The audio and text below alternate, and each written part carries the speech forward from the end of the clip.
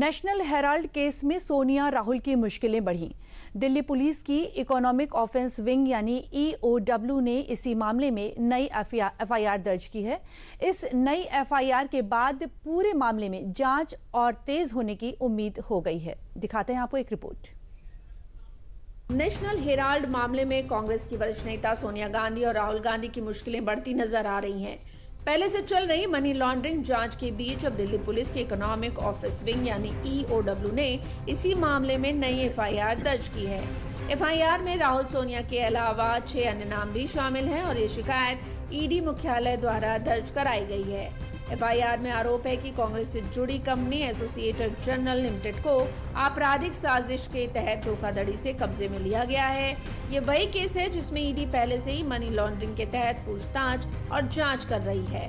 अब EOW की नई FIR के बाद इस पूरे मामले में जांच और तेज होने की उम्मीद है। नेशनल हेराल्ड केस में हुई नई FIR, आर्थिक अपराध शाखा ने दर्ज की नई FIR में राहुल और सोनिया के अलावा 6 अन्य नाम भी शामिल हैं। FIR में 3 कारोबारी संस्थाएं भी आरोपी बनाई गई हैं। 3 कंपनियों को भी आरोपी बनाया गया है। AJL कंपनी को धोखाधड़ी से कब्जे में लेने का आरोप है। 50 लाख देकर 2000 करोड़ रुपए की कंपनी पर कब्जे का है मामला।